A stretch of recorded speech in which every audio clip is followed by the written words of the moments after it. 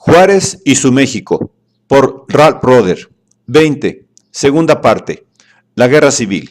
4. La primera de las leyes de reforma, base y cimiento de las demás, vio la luz el 12 de julio de 1859, en la forma de un decreto presidencial que nacionalizaba los bienes del clero. Siguieron de cerca las reformas anexas, la separación de la Iglesia y el Estado, 12 de julio, la exclaustración de monjas y frailes y la extinción de corporaciones eclesiásticas, 12 de julio, el registro civil para los actos de nacimiento, matrimonio y defunción, 23 de julio, la secularización de los cementerios, 31 de julio, y de las fiestas públicas, 11 de agosto. La libertad de cultos, culminación lógica y coronamiento de las demás, fue reservada para una fecha posterior, pero vino anunciada en el programa promulgado el 12 de julio de 1859, fecha que hizo época en los fastos de la historia mexicana. Concebidas integralmente, las leyes de reforma proclamaban la emancipación del poder civil, realizaban las promesas y llenaban las omisiones de la Constitución de 1857 y constituían una segunda declaración de independencia nacional que proporcionaba al Partido Progresista un porvenir que reanimaba la fe de los combatientes. La palabra progreso fue arrancada al enemigo y restituida a sus dueños legítimos, y al reabrir la discusión, declarada terminada hacía 6 meses por Miramón, el efecto fue dinámico para ambos bandos. En esa misma fecha, Miramón expidió también una proclama, en anticipación de la otra, comprometiéndose una vez más a destruir la ley Juárez, la ley Lerdo y todos sus corolarios, y a defender los intereses de la Iglesia, sosteniendo vigorosamente las prerrogativas y la independencia de esa institución, pero confesando al mismo tiempo que, a pesar de los triunfos incontestables de sus armas, la causa no había adelantado, y nadie sabía cuándo ni cómo habría de terminarse la guerra. Y concluyó exhortando al país a responder al hermoso grito de reacción de que se gloriaba. La palabra progreso ya no figuraba en sus filas. Más elocuente fue el efecto en las filas liberales. Los cansados, los medrosos, los quebrados, los díscolos, los vencidos, recobraron ánimo de la noche a la mañana y volvieron a la lucha con redoblado vigor. Doblado se reintegró a la guerra, ofreciendo su espada a degollado y una disculpa a su partido. En una proclama al pueblo de Guanajuato, la veleta perenne se rehabilitó vigorosamente. No había defeccionado, nunca había dudado de su deber. Si se había retirado del combate, fue por la imposibilidad de sostenerlo y obedeciendo a motivos honrosos y patrióticos, pues temía primero precipitar y enseguida prolongar una lucha desastrosa que acabaría por resquebrajar al país, renovando todos los horrores de la guerra de independencia. Al capitular con el enemigo en marzo de 1858, pesó más en mi corazón el porvenir de los propietarios y la sangre de los proletarios del Estado que el sostenimiento de un principio que en cualquier tiempo podía reconquistarse, y me decidí al peligroso papel de ser yo el que primero diese el ejemplo de orillar las cosas a un acomodamiento pacífico que salvase las fortunas y las vidas de los guanajuatenses. Pero todo había sido inútil. Los acontecimientos que después han tenido lugar me han demostrado con harto sentimiento mío que el sacrificio que hice al capitular fue infructuoso, porque el país se ha visto hundido en una guerra asoladora, cuya conclusión es ya una necesidad apremiantísima. La reacción, violando con escándalo la fe sagrada de los tratados, castigando las simples opiniones, celebrando con regocijos la perpetración de asesinatos sin ejemplo, persiguiendo sin distinción a toda clase de personas, por medio de una policía arbitraria y corrompida, provocando las represalias con iniquidades y atentados inauditos, ha obstruido torpemente los caminos por donde se habría podido llegar a un término pacífico y ha hecho que el liberal, que es el Partido Nacional, avance de una vez en el camino de las reformas, afrontando definitivamente todas las que estaban indicadas mucho tiempo hace, como el remedio radical de los males envejecidos que nos legó la dominación española. Gracias a la promulgación de las leyes de reforma, ya podía cantar la palinodia de todas sus dudas. Esas supremas disposiciones han fijado la cuestión de una manera tan neta y precisa que después de ellas nadie puede dudar acerca del partido que debe abrazar, y ellas han enarbolado una bandera saludada con entusiasmo del uno al otro extremo de la República y encomiada por todas las naciones extranjeras que ven con gusto que al fin en México se resuelve la cuestión de potestad y bienes eclesiásticos en el mismo sentido que ellas la habían resuelto muchos años antes. Y pasando de la contemporización a la contemporaneidad, fue el primero en entonar el coro matutino con voz tónica y en exhortar a los tibios y a los trasnochados a seguir su ejemplo. La apología de Doblado, al igual que el reto de Miramón, era una reacción automática que demostraba palmariamente la virtud mercurial de la proclama de emancipación. Pero, por tonificante que fuera el efecto de las filas del partido, el presidente que la promulgó sacó poco provecho de la medida que hizo cantar la revolución. Cuando al fin Juárez se elevó a la altura de su mandato revolucionario, el rayo cayó retardado y la fulminación embotada por una combinación de circunstancias que amortiguaban el impacto. La política personalista cobró fuerza con el primer acto trascendental de su gobierno, y el crédito de las leyes de reforma, aunque colectivo, fue generalmente atribuido al Lerdo de Tejada, que llegó a Veracruz resuelto a terminar la reforma que había iniciado, si no mal, manca y tentativamente, en 1856. Las causas de esta parcialidad no eran difíciles de descifrar. Al incorporarse al gobierno, Lerdo llevaba dos ventajas: un programa radical y una personalidad dominante. El programa, revelado a Churchill como su obra maestra, confirmaba su fama de estadista emprendedor, que el agente norteamericano recibió a fe de bueno, y con la misma confianza con que daba por comprobado que Juárez era un político tímido y receloso, y Ocampo un idealista temperamental e intratable. Todas estas conclusiones estaban basadas en la voz de la calle. Colocado en el gabinete a ruego de Churchill, con la garantía de sus simpatías pro-norteamericanas, Lerdo decepcionó a sus fiadores. McLean lo encontró muy adverso a toda cesión territorial, lo mismo que a toda política nueva y acometedora respecto a las relaciones exteriores del país. En cambio, una nueva política y acometedora en las relaciones internas era la que recomendaba a sus colegas para evitar los peligros del tratado, y abogaba con porfía por la adopción del programa de reformas. A tal política no había oposición, pues sus ideas eran idénticas a las suyas. Sin embargo, divergencias de criterio se manifestaron en el seno del gobierno que más de una vez amenazaron con disolver la colaboración de sus miembros. La última de estas crisis apareció en vísperas de la adopción del programa. Ya aprobada la providencia, Lerdo renunció achacando al presidente la responsabilidad de su dimisión.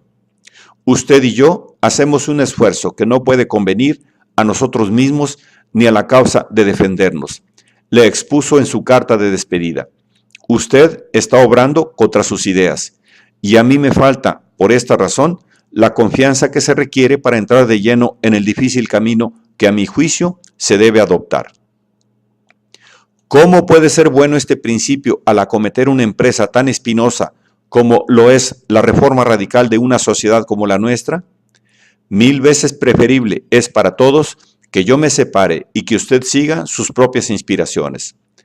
Esto tendría que suceder, al fin, el día menos pensado, y vale más que sea antes de comprometer la situación en una vía que no es enteramente conforme con la idea de usted. Juárez contestó deplorando la idea de una discrepancia que no existía de hecho, declarándose incapaz de explicársela y dejando entender muy discretamente que el malentendimiento era intencionado. Persuadió a Lerdo para que retirara su renuncia. 8 días más tarde salió el programa, tras una rápida lectura en el Consejo de Ministros, con una precipitación tan conspicua como lo era el juicio que lo adjudicó al influjo de Lerdo. ¿Cuáles fueron esas divergencias? Nunca se revelaron, pero eran fácilmente adivinables. La tirantez que se manifestó en el gabinete desde el día en que Lerdo entró a formar parte del gobierno era tan visible que saltaba a los ojos. No eran discrepancias de principio ni de política las que separaban al ministro del presidente, sino de personalidad y de paso. Mucho antes de llegar Lerdo a Veracruz, se habían adoptado las leyes de reforma en principio, pero la prueba de la política era su oportunidad, y el tino que Juárez siempre había demostrado en aquel respecto fue puesto en duda por su larga tardanza en decretarlas. Las razones estaban hondamente arraigadas en su temperamento y educación, y Lerdo no tenía ni el tiempo ni la paciencia, si es que tenía el deseo de apreciarlas. Lo que le contrariaba era la ponderación de una mentalidad que era judicial antes de ser revolucionaria. La expropiación de los bienes eclesiásticos, propuesta por Prieto un año antes, había sido aplazada hasta una fecha favorable, y antes de convencerse de que había llegado la hora, Juárez tuvo que vencer escrúpulos y vacilaciones y tendencias mentales que, juzgadas por el criterio del político práctico o del revolucionario dogmático, no pasaban de ser evasivas, inspiradas por la timidez política. Para el jurisconsulto, la providencia representaba el despojo arbitrario de intereses creados. Para el estadista, la conveniencia de la medida era dudosa en plena guerra. Para el reformador, resultaba preferible reservarla para la terminación de la lucha. Y para el presidente provisional, su derecho de decretarla sin la aprobación del Congreso era discutible. De estos escrúpulos, el último era, sin duda, el más tenaz. Pero el freno legal no resistió a la razón revolucionaria. La dictadura, funesta en manos de Comonfort, era imperativa en 1859, precisamente para salvar la Constitución, y los progresistas la pedían a voces en el campo de batalla, en la prensa, en el Consejo y hasta en el extranjero. Paréceme no solo brillante, sino justo y político lo que usted se propone, tocante a la bestia de la Apocalipsis, esto es, los bienes de los mistagogos, escribió a Ocampo un amigo, secretario de la legación en París. Por Dios, amigo, ¿piensa usted en que ya triunfamos? ¿Piensa en que ya tendremos un Congreso que coarte las facultades del Ejecutivo, en que los moderados y los serviles tienen voz en el capítulo, en que desde la primera sesión conspirarán contra ustedes, en que a CUP de votaciones les destruyen los proyectos de ley más bien combinados y en que, por no querer ir ustedes contra la Constitución, los que más la han combatido se servirán de ella para impedir que hagan ustedes nada de provecho, para enajenarles el prestigio popular y, en suma, para que el pueblo sea su primera víctima. ¿Cómo? La sociedad dice ustedes, defiéndeme, sálvame, ¿y ustedes se desarmarían? Dictadura, dictadura temporal si usted quiere, pero de todos modos dictadura. Dictadura que ya existía de hecho y a la cual solo le faltaba el derecho que daba el progreso. Y la razón revolucionaria se impuso por motivos prácticos. El edicto era una providencia de guerra y la circunspección del presidente acabó por ceder a una combinación de circunstancias imperiosas. La miseria de degollado, la necesidad apremiante de agenciar recursos y de anticiparse al adversario en el mismo plan, y la posibilidad de eludir la presión de la diplomacia norteamericana. Con estas consideraciones, las recomendaciones de Lerdo coincidieron, pero los hechos, y no Lerdo, dictaron su determinación. Las dificultades no paraban ahí. Al incorporarse al gobierno, Lerdo no se incorporó a la familia oficial que lo integraba. Antes bien, parecía un pariente remoto que llegaba en un momento difícil para dirigir la cosa pública, para subsanar una administración que había sido notoriamente descuidada y mal manejada, y para patrocinar a sus miembros. Tal fue, cuando menos, la impresión que dejó entre sus colegas. A veces tenían la impresión de ser parientes pobres que apenas merecían la atención del bienhechor. La suficiencia del ministro hacía superflua toda colaboración y estorbaba su independencia. Y a pesar de su cortesía pundonorosa, Lerdo no lograba disimular una actitud informal hacia sus colegas y hasta con el señor presidente, especialmente con él. Con el tacto que le caracterizaba, Juárez hizo caso omiso de tal presunción, pero sus amigos, menos sufridos, se indignaron profundamente. Ocampo, el más allegado de ellos, aguantó la situación en silencio lo más que pudo, pero cuando al fin le fue posible hablar alto, se acordó airosamente de la superioridad con que nos veía el señor Lerdo, afectación que lo conducía a veces hasta a groserías increíbles en una persona de su educación. Por ejemplo, a no concurrir en muchas veces a citas que convenía con el señor presidente o a llamadas que éste le hacía. Tan buena era la voluntad que yo tenía de que permaneciésemos unidos, que al señor Lerdo aguanté entonces lo que nunca ni a nadie hubiera sufrido en otras circunstancias. Y desahogándose por completo, lo acusó de haber conspirado desde los primeros días de la guerra para sustituir al presidente, ambición que explica clara y satisfactoriamente toda la conducta del señor Lerdo respecto al descrédito que con tanto ardor procuró echar sobre la apatía, debilidad, ininteligencia del gobierno del señor Juárez. No había recursos pecuniarios con que impulsar la guerra, y aunque esto se palpaba por todos, y el natural deseo que todos tenían de que terminara hacía olvidar con frecuencia tal falta y atribuirla a la de energía o de inteligencia. El antagonismo entre Lerdo y Ocampo, dotado él también de un temperamento perentorio e impaciente de contradicción, se convirtió en una querella oculta, tanto más acre por ser sofocada en aras de la discreción. Aquellas mortificaciones perduraron en la memoria de Ocampo, porque provocaban una antipatía más profunda entre los dos prohombres. Fundamentalmente, su resentimiento se debía a la intrusión del elemento personalista, que se había logrado excluir del gobierno hasta entonces, y que desconcertaba tanto a él como al presidente. Ni el uno ni el otro tenían las aptitudes del político profesional, y no sabían disputar la superioridad de Lerdo en esa materia. El ministro era todo un maestro y tenía el don supremo de disimular su arte.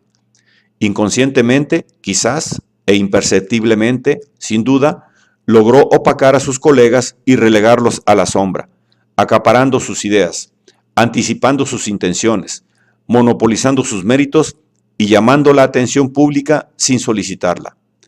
Contra una influencia tan sutil, Ocampo estaba sin defensas. El filósofo, que siempre había protestado contra el culto al caudillismo, insistiendo en su inocencia por cualquier liberal, insistiendo en su inocencia que cualquier liberal pudiera ser el representante, no el jefe, de una idea dominante, se encontraba ahora frente al hecho indisputable de una personalidad prepotente que se adueñaba de un programa sobre el cual ninguno tenía derechos de propiedad o de prioridad patentizados. Y como Lerdo no desmentía tan grata atribución y sus colegas se callaron en aras de la solidaridad, la suposición cobró ascenso a la sazón. Y en aquel momento las personalidades contaban por mucho. El ardor revolucionario, excitado por las leyes de reforma, exigía una figura que encarnara la idea. En los círculos radicales, Lerdo pasaba por ser aquel mortal y la estatura del presidente padeció, por comparación, la disminución correspondiente. Las posiciones respectivas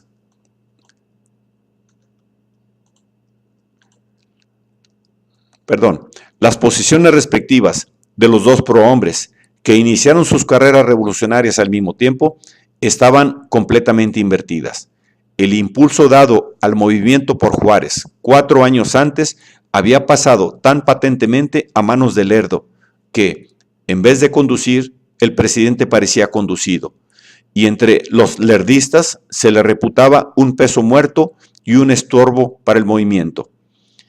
En la prensa de vanguardia se deploraba su irresolución, su ineptitud y su apatía, y se lamentaba el hecho de que a todos los golpes de la fortuna opone la insensibilidad, el fatalismo, la inercia propia de su raza.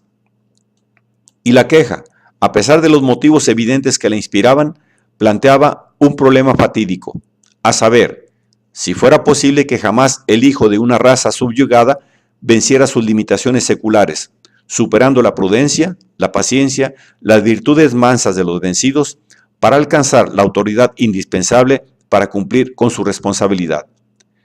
A tales miserias había llegado la guerra, que en el momento mismo en que las leyes de reforma respondieron al reto y aseguraban su eminencia en la historia, Juárez era el miembro más desprestigiado de su partido. Sus amigos mordieron el freno en silencio y dejaron el dictamen a la posteridad. La prueba de la medida era todavía su oportunidad. Juzgadas por el criterio de la política práctica, las leyes de reforma eran un expediente bélico, expedito para satisfacer una emergencia inmediata, y como tal, representaba un parto forzoso. Apenas verificado el alumbramiento, Lerdo salió hacia los Estados Unidos para conseguir crédito en aquel mercado, llevando como garantía la confiscación del capital eclesiástico. El crédito político que cosechó del programa entero descansaba, en realidad, sobre el crédito financiero conseguible con los asignados revolucionarios, y su reputación de mago financiero era indisputable cuando se embarcó para los Estados Unidos. Pero hizo la cuenta sin la huéspeda. Pero por el mismo paquete salió una comunicación de McLean al Departamento de Estado. Si lograse negociar un empréstito en los Estados Unidos con los bienes del clero como hipoteca o garantía, señalaba el ministro, es poco probable que él o sus colegas convengan en ceder la Baja California, en las condiciones actuales del gobierno constitucional. En cambio, si fracasa en esta negociación, estoy seguro de que ya no contrariará la cesión, antes bien la apoyará. Huelga decir que Lerdo fracasó. La estrategia política de la proclama de emancipación era bastante clara para que ese resultado fuese asegurado de antemano. La eficacia de la ley de reforma, como expediente bélico, empero, era lo que menos importaba para Juárez. Tengo mucho gusto en remitirle el decreto que acabo de firmar, escribió a un amigo con fecha 12 de julio. Ya verá usted que las cosas más importantes que contiene son la independencia absoluta del poder civil y la libertad de cultos. Para mí, estos fueron los puntos capitales que había que conquistar con esta revolución, y si triunfamos, tendremos la satisfacción de haber prestado un servicio a nuestra patria y a la humanidad. Le acompaño también el programa que acaba de publicarse, en el cual se han votado otras medidas tendentes a mejorar la condición de esta sociedad. De estas otras medidas, la nacionalización de los bienes del clero era una, pero distaba mucho de ser la principal. Para Juárez, la ley inicial, bien que fundamental para subvertir la fuerza económica y el poder político del clero y provechosa como fuente de recursos bélicos, no era más que la palanca material que levantaba, que libraba y que apoyaba la estructura ideal de una sociedad laica. Era una reforma para fomentar lo futuro y una contribución a la posteridad. Pero los dos proyectos eran inseparables, y lo oportuno de la reforma era un elemento que influyó también en su fama futura, porque los combatientes ya habían tomado la iniciativa y anticipado muchos de los puntos capitales del programa, obrando por su propia autoridad. Santiago Vidaurri no había esperado la autorización para confiscar los bienes eclesiásticos en su territorio, ni González Ortega tampoco, expropiándolos espontáneamente e introduciendo el registro civil en Zacatecas. La disolución de las comunidades monásticas se verificaba ya en Michoacán. Donde quiera que pasaba la guerra, La guerra misma se encargaba de secularizar la sociedad que aniquilaba, de suerte que la acción del gobierno supremo vino a ser, o a parecer, la ratificación tardía del hecho consumado y una concesión hecha al arranque de las filas y a la presión, subiendo desde abajo y obligando al presidente mismo a ceder a la razón en armas. Tal era, sin duda, la forma en que un legislador seguro encaminaría a su pueblo hacia la tierra de promisión, y fue una manifestación de su instinto político, el que, antes de precipitarse en el terreno que los constituyentes temían pisar, Juárez esperase hasta que el empuje popular vino a forzar y reforzar su marcha. Pero su paso sincronizado solo podía justipreciarse en las amplias perspectivas históricas, y lo único que se señalaba a la sazón era su circunspección crónica. Tardar hasta que le levantara la marea crecida denotaba la sagacidad del gobernante demócrata, pero antes de ponerlo a flote, lo sumergía.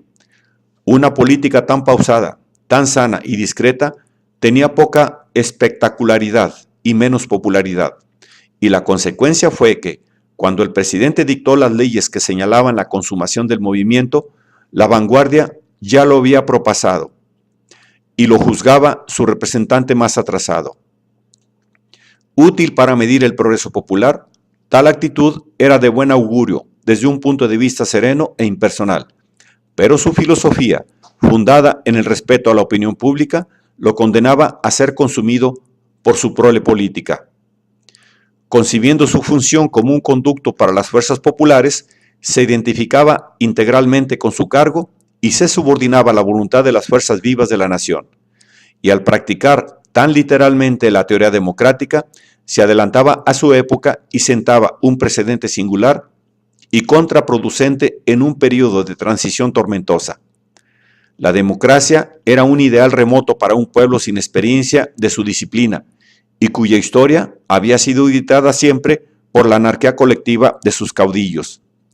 Y la reserva del presidente, su abnegación, su modestia personal, méritos reconocidos y respetados en su vida privada, resultaban virtudes negativas en el hombre público y fomentaban la noción de su nulidad.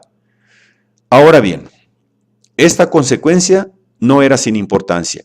Su desprestigio personal era más que una desventaja individual.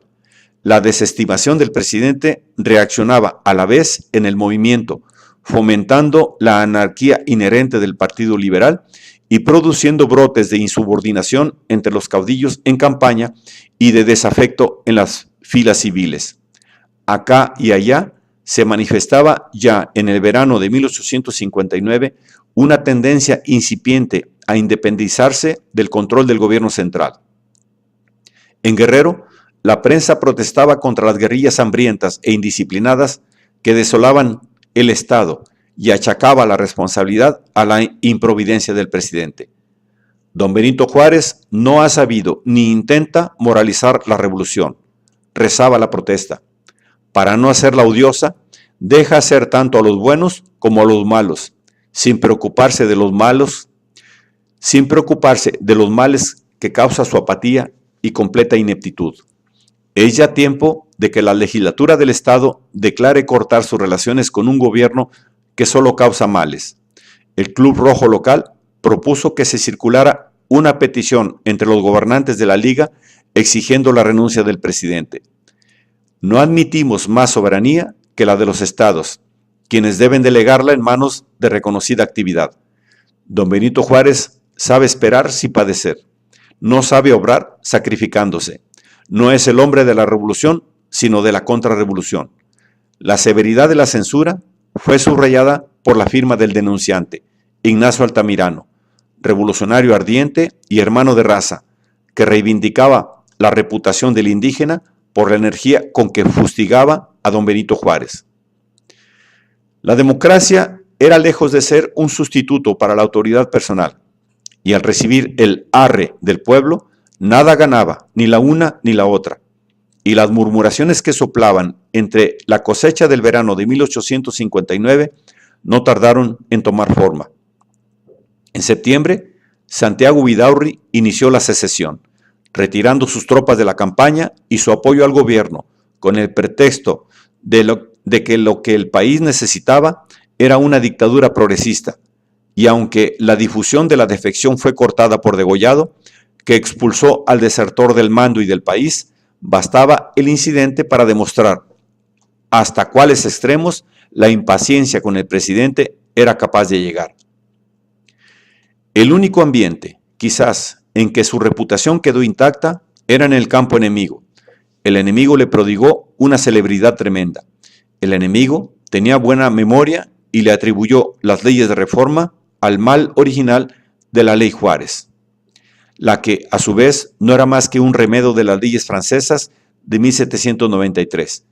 Y puesto que la historia profana no era sino la repetición de hierros ya comprobados, vaticinó que los resultados no serán distintos de los que aquellos produjeron, una fermentación social que, estallando con mortífera detonación, dio al traste con los impíos, haciéndolos morir en el cadalso que ellos mismos habían levantado sobre una montaña de ruinas. El enemigo no le dio cuartel, el enemigo le dio lo merecido. El enemigo lo sepultó bajo una montaña de denuestos. El enemigo denunció al déspota constitucional. El enemigo lo tachó de socialista, materialista, ateo, traidor, americano. Y de todo este repertorio de epítetos sangrientos, el último era, sin duda, el más mortífero, porque el enemigo se percató inmediatamente de la relación entre las leyes de reforma y el Tratado Norteamericano, y convencido de que el reconocimiento de los Estados Unidos garantizaba la expedición del Código, recurrió al patriotismo como su última defensa. Las llamadas leyes con que don Benito Juárez, reduciendo a términos con insolente descaro su sistema de materialismo, sus tendencias disolventes, sus proyectos traidores, han echado por tierra en México la unidad católica, destruyendo de un solo golpe el miserable patrimonio que había quedado a la Iglesia, secularizando las instituciones más santas y calumniando atrozmente la Iglesia católica y su ministerio sagrado. No son más que otras tantas palancas de que ha creído deber servirse para trastornar nuestra sociedad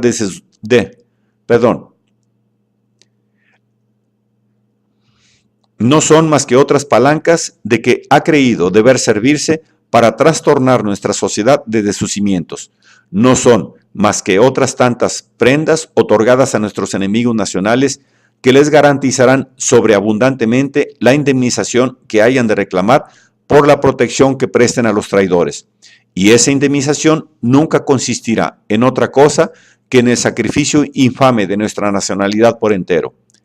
Esta línea fue propagada con un celo tan pertinaz que por generaciones se siguió enseñando a mexicanos devotos y mal informados que el reformador que despojó a la Iglesia con una mano, entregó su patria con la otra.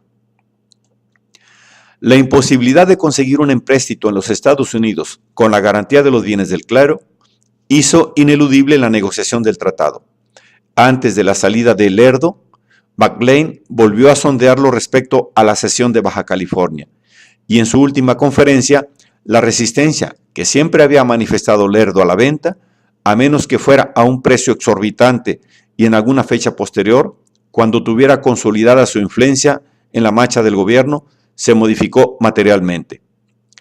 Prevenido McLean por las escasas posibilidades de conseguir crédito en los Estados Unidos sin la cesión territorial, Lerdo propuso a sus colegas que repensaran la oferta y que, a falta de otros recursos, se cediera la Baja California en $15 millones. Sin embargo, con la partida de Lerdo, que se embarcó preparado para recibir coces del Becerro de Oro, la oposición quedó inalterable y McLean se encontró frente a una fuerza en el gabinete que no supo identificar y que era tan inflexible que se vio obligado a adoptar sus defensas y hacer las suyas. La cesión de territorio es el acto soberano más grave y más trascendental que puede realizar un gobierno, avisó a Washington. Es dudoso, pues, si deberá realizarse en un momento en que un gobierno está combatiendo a otro para la posesión de imperio. Y esta consideración vale tanto para quien compre como para quien cede el territorio. Sin renunciar a la pretensión territorial, Washington convino en ponerla en reserva, pendiente del arreglo de la cuestión subsidiaria de los tránsitos. Pero a partir de esa fecha, se abandonó el regateo en realidad. La complacencia de Buchanan en el momento mismo de tener acosada a la prensa era notable, pero no inexplicable. Además de la agitación suscitada en México y del peligro de precipitar la intervención europea, dos elementos más se conjugaban para indicar lo impolítico del paso en aquel momento. Uno era la influencia de simpatía soberana por la causa liberal que cundía en los Estados Unidos. Una de esas formas de intervención popular, nacida de motivos desinteresados, que a veces trastornan los planes y fuerzan las manos de los políticos. La presión de la opinión pública obligó a Buchanan a subordinar el imperialismo a su reelección y a convenir en una concesión involuntaria a Veracruz. El otro contratiempo era la promulgación de las leyes de reforma. La confiscación del capital eclesiástico suministraba a la facción en bancarrota una fuente de recursos suficientes para prescindir del empréstito, y de todas las contingencias que se conjugaban para frustrar a Buchanan, esta fue, sin duda, la más decisiva. Las leyes de reforma, promulgadas en la coyuntura más propia para asegurar su mayor rendimiento, demostraron una vez más el instinto político del presidente y su intuición correcta del momento justo. Eliminada la Baja California de la agenda, las negociaciones entraron en la fase decisiva. La limitación del negocio a los tránsitos facilitaba la tarea de McLean, pero le puso también en el caso de compensar la condición mayor con la menor, y no le faltaban los incentivos de Forsyth. Las formas de persuasión disponibles las aprovechó en su debido valor. La presión financiera valía mucho todavía, ya que la liquidación del capital eclesiástico se realizaba más rápidamente con una plumada que en la realidad. El caudal más valioso se encontraba en el territorio dominado por el gobierno clerical. En los estados ocupados por la Liga Liberal, los recaudadores luchaban contra las acciones morales al decreto expoliador. La profanación de los edificios sagrados escandalizaba a las masas. Pobres, pero tan piadosas como los propietarios, se sentían doblemente lesionadas, heridas a la vez en sus sentimientos de superstición y de posesión. Los templos eran los palacios de los pobres, y a los pobres se les privaba de una ilusión de esplendor y de una vida de fantasías, que codiciaban más que las comodidades carnales.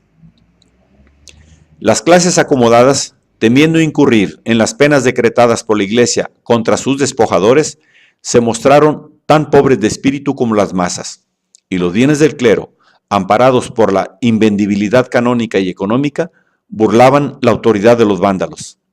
Los únicos que aprovecharon el decreto eran los agiotistas, que anticipaban al gobierno los fondos para cubrir sus gastos corrientes y se lucraban con la guerra, sin salvarlo de la insolvencia.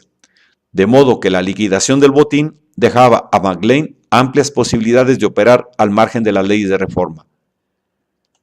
No obstante, antes de concertarse el tratado, transcurrieron otros 6 meses. Inclusive, en su forma reducida, McLean tropezó con obstáculos constantes y tenaces. El carácter del ministro con quien le tocó tratar era uno de ellos.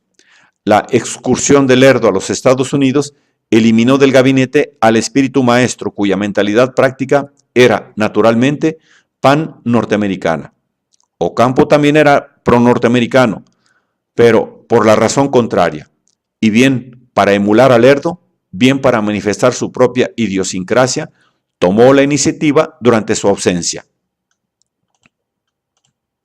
Adoptando la idea del viejo estadista, Ocampo propuso que se convirtiera el tratado en una alianza entre las dos repúblicas para la defensa de las instituciones republicanas en América, ambición que demostraba tan poca apreciación del poderío y de las condiciones relativas de México y de los Estados Unidos, observó McLean, que no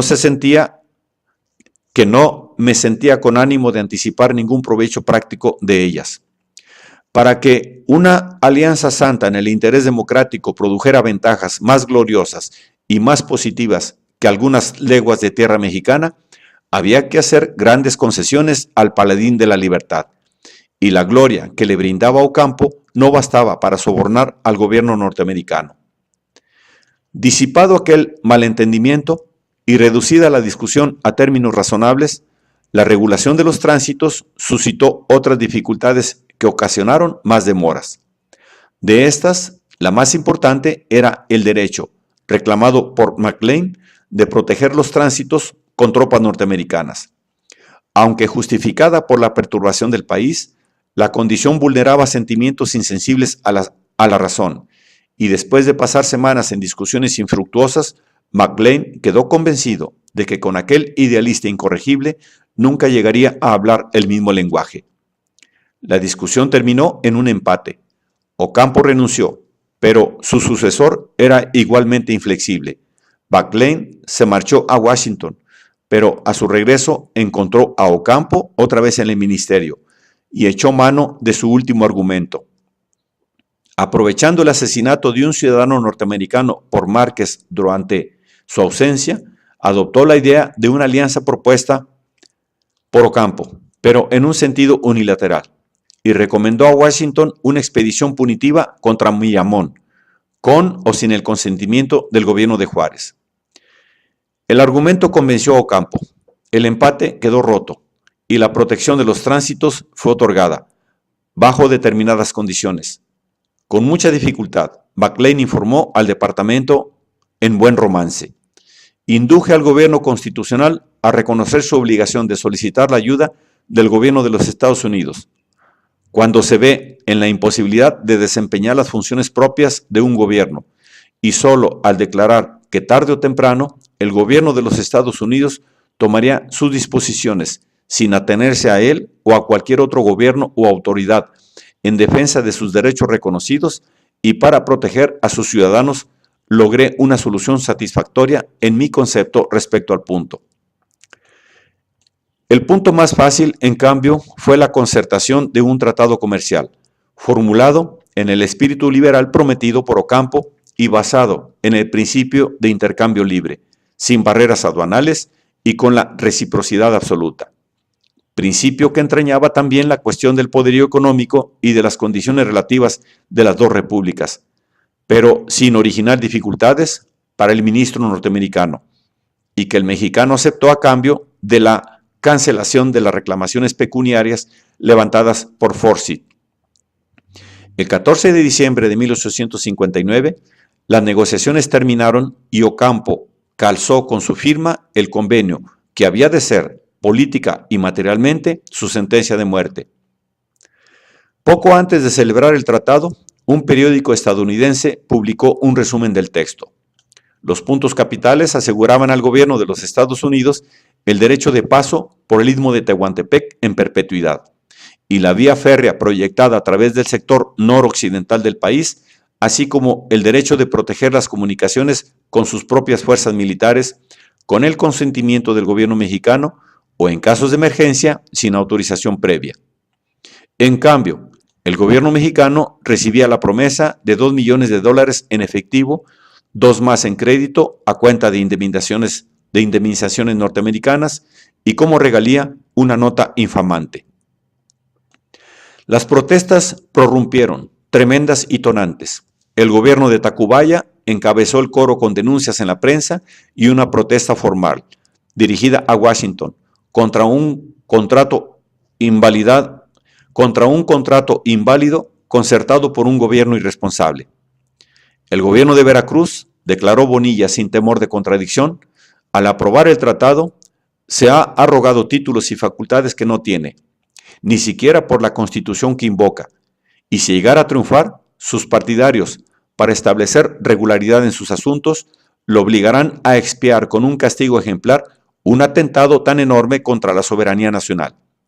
Bonilla dio en el blanco, y los liberales, empinados por el cargo y enfurecidos por la imposibilidad de refutarlo, pronunciaron la misma sentencia contra el tratado y condenaron a su gobierno por haberse extralimitado en sus facultades constitucionales y comprometido la soberanía nacional.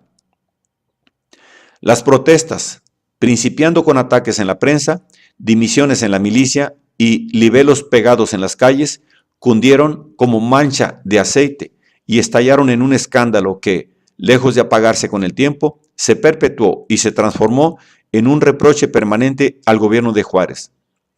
El pánico patriótico borró las banderías políticas.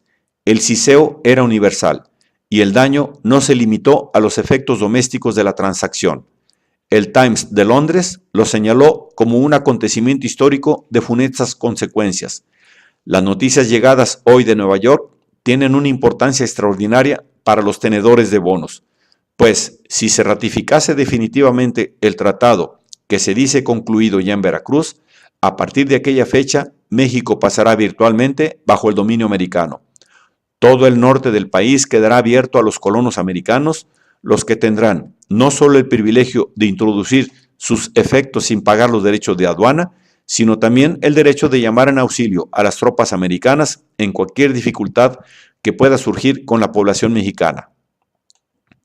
En tales circunstancias, en tales condiciones, se podrá realizar poco a poco la absorción de la República Mexicana sin provocar la resistencia feroz y fútil ocasionada por métodos más directos.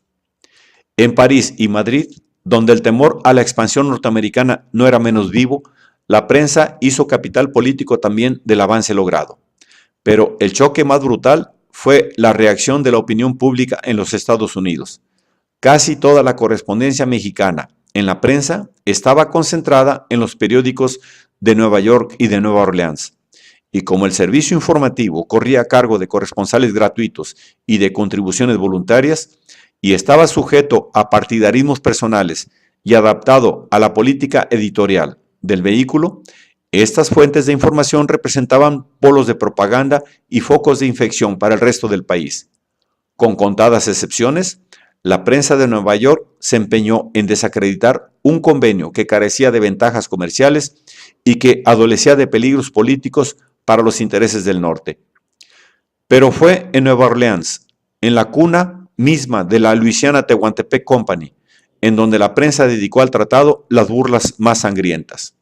El Daily Picayune apreciaba el valor del tratado en términos que despreciaban al perdidoso. La suma de $4 millones, decía, le pareció muy poco que pagar para concesiones tan extensas y tan provechosas. Para solo el derecho de paso por el istmo de Tehuantepec, la administración de Polk autorizó, hace como 12 años, la oferta de $15 millones. Compramos el Valle de Mesilla, hace pocos años, pagando más de lo que se nos pide ahora, con el objeto de tener asegurada una comunicación dentro de los límites de nuestro propio territorio, y tan solo para descubrir que la mejor ruta estaba siempre dentro del territorio mexicano. Tenemos adquiridos ahora el derecho de paso por Tehuantepec y un dominio sobre otras 2 rutas tan absoluto como no lo hubiéramos tenido mejor comprando el territorio. En verdad, no sabemos decir si no vale más el tener el derecho de paso con el poder ilimitado de protección que la adquisición misma del territorio. No tenemos que apresurarnos en adquirir esas regiones y podemos estar seguros de que las tendremos tan pronto como nos parezca necesario o útil. El desprecio para la ineptitud mexicana implícita en estas palabras fue subrayado por una exhortación a los mexicanos, animándolos a confiar en la lealtad y la buena fe de los Estados Unidos respecto al empleo de las facultades otorgadas, y por otra a los norteamericanos, animándolos a abstenerse del abuso de dichas concesiones, evitando toda causa de fricción y remunerando la liberalidad de los progresistas en México con ayuda activa y eficaz de su empresa. La alianza así propuesta tenía precisamente el carácter de favor mercantil, señalado por el órgano de la diócesis católica de Nueva Orleans al declarar, con un desprecio que no era ni implícito ni mitigado: puede ser que México esté destinado a perder su nacionalidad, pero hubiéramos querido que la perdiese notablemente, por lo menos. A Juárez le quedó el envilecer de la nación, para perderla más fácilmente y para ahogar el espíritu de independencia en el cieno más asqueroso. El luto enarbolado por la bandera nacional era la revancha histórica del bando, que acababa de perder la última de las 3 garantías de 1821. El gobierno, reo del tratado, era rojo, era verde, pero ya no era blanco. El alarido de 1859 le llamaba amarillo. Por lo pronto, se echaron al olvido las leyes de reforma, en el clamor provocado por su precio. Un clamor tan vehemente y tan universal que ahogaba toda posibilidad de defensa. Ninguna voz contraria podía hacerse oír en aquel momento, y mucho menos la del gobierno liberal. Justipreciar el tratado era imposible sin conocer las concesiones negadas, además de las acordadas, y el público ignoraba la suerte de la cesión territorial, felizmente perdida en la barajadura, aunque se sospechaba la presencia del as en el bulto, deducible de antiguos precedentes y adivinables en los privilegios otorgados. De estos, el más peligroso era la protección de los tránsitos por tropas norteamericanas. Sobre aquel punto escabroso, Ocampo y McLean habían llegado a un acuerdo razonable, limitando el privilegio al fin legítimo y ostensible, la seguridad de las comunicaciones públicas en regiones escasamente pobladas y anárquicas, y formulando garantías adecuadas para la conservación de la soberanía mexicana, inclusive en casos de urgencia, con la estipulación de que el derecho de intervención quedara circunscrito a la conservación del orden y dejara de regir al vencerse la crisis, punto determinable por el gobierno mexicano. Hasta donde se pudiera asegurar el porvenir con garantías legales, estas existían, pero resultaba evidente que las salvaguardias legales pesaban poco contra las leyes del progreso económico y de la expansión imperialista. Y al aplicar el privilegio limitado a derechos de paso adquiridos en perpetuidad, era ineludible la indiferencia de que se había concertado un pacto de servidumbre indefinida y que la perspectiva de tropas norteamericanas patrullando el territorio mexicano pareciera la marcha de una línea de hormigas laboriosas corriendo eternamente y con intención infalible hacia su destino manifiesto. Y como si eso fuera poco, un artículo complementario hacía extensivos los privilegios policiales a las fronteras de los dos países y obligaba al gobierno incapaz de mantener el orden a solicitar la ayuda del otro, en el evento de violarse alguna estipulación de los tratados vigentes o de peligrar la seguridad de los ciudadanos de una nación dentro del dominio de la otra. Las posibilidades de intervenir, autorizadas por tal colaboración, no tenían más límites que la buena fe con que se interpretara el artículo. Pero en realidad, la buena fe o las intenciones agresivas eran igualmente inconducentes. La guerra o la paz eran meras fases de la misma evolución, que ni las mejores intenciones, ni el respeto más escrupuloso a la palabra empeñada eran capaces de impedir, una vez concluido el tratado. Las líneas trazadas en las extremidades meridionales y septentrionales de México delimitaban un triángulo magnético destinado, como ya se lo había anunciado desde el Capitolio de Washington, a transmitir una corriente penetrante al pueblo encerrado, permeándolo, modificándolo y norteamericanizándolo. Y puesto que las rutas comerciales determinan la marcha de la historia y la bandera sigue y persigue al mercado, la concesión de los tránsitos era una invasión de la integridad nacional más peligrosa que la cesión directa de una fracción remota y deshabitada del territorio nacional. Lo reprobable del tratado no era, en realidad, la protección de los tránsitos, sino los tránsitos mismos. En defensa del gobierno, se podían aducir las dificultades que lo obligaron a pactar con el más favorable de sus adversarios. Los desastres militares, los apuros pecuniarios, la reforma social, la amenaza de intervención extranjera, tanto norteamericana como europea, el tratado era la resultante ruin de una combinación de fuerzas irresistibles, pero tales atenuantes resultaban inconducentes también en el veredicto final. En última instancia, el tratado fue condenado tanto por su contexto como por su texto, y la evidencia interna de coacción que llevaba tan claramente en el texto agravaba la ofensa. El temor de que se abusara de las concesiones y la mortificación de verlas impuestas solidarizaron a los mexicanos de todos los bandos en el repudio de un pacto que publicaba ante el mundo una prueba tan culpable de su sentimiento insanable de inferioridad. Esto fue el error imperdonable. Las razones inconfesables eran no solo irritas, sino irritantes, y la revelación era, de común acuerdo, un acto de sumisión que marcaba con un estigma indeleble al gobierno culpable de tanto candor. En la tormenta de vilipendio que estalló entre las cabezas visibles del gobierno, nadie escapó ileso, pero el grueso de la descarga lo recibió, por supuesto, Ocampo. Cuánta fibra humana entra en la confección de documentos públicos quedó manifiesta en los nervios mutilados de su ser que dejó incrustados en aquel pacto leonino.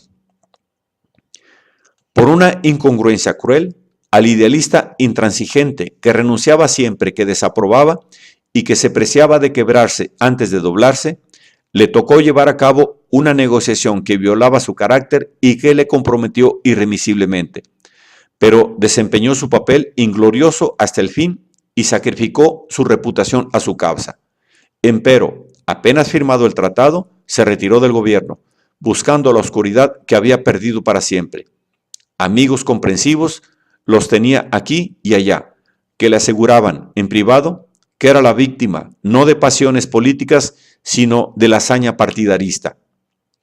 Quizás el más perspicaz era el amigo en la legación de París, quien, juzgando el tratado desde lejos y en amplias perspectivas, lo calificó de obra digna de un estadista práctico y previsor, y quien, por haberle prestado ese servicio, merece ser nombrado. Acalorado por una disputa con un compatriota en París, Andrés Oseguera le escribe: «Sabe él, y sabe tanto como yo, que aún interviniendo los agentes diplomáticos europeos en México en el sentido de la intervención monárquica, lo que ustedes menos quisieron fue dar injerencia a los Estados Unidos en nuestra política. Hasta han luchado para evitar la fatalidad del tratado. Bien lo sabe y con él todos los que detestan la democracia, pero lo que pretenden ignorar, o lo ignoran tal vez, es que con el tratado, desventajoso como parece, evitan el pretexto de que, triunfante la reacción teocrática en México, so pretexto de incompatibilidad de política y de indemnización, los yanquis tomasen posesión de México. Aún perdiendo nosotros la acción en la República, aún triunfando los santos allí, el tratado ya ajustado y aceptado evita el escollo de la monarquía y evita el del protectorado y de la conquista. Pero hacía falta mucha fe para interpretar el tratado como un dique, y pocos fueron los fieles y sus consuelos eran indistinguibles de las condolencias. Descrédito, un descrédito flagrante e infamante, fue el primer fruto del convenio que condenó a sus autores a un fiasco diplomático más funesto que las derrotas militares que el pacto debía salvar. En el coro de recriminaciones, empero, se pasó por alto unánimemente un detalle importante. Aún no se había consumado el atentado, y la validez del convenio dependía del cumplimiento de dos condiciones que, en el ansia de denunciarlo, todos daban por supuestas. Una era la aprobación del Senado norteamericano y la otra, la ratificación de Juárez.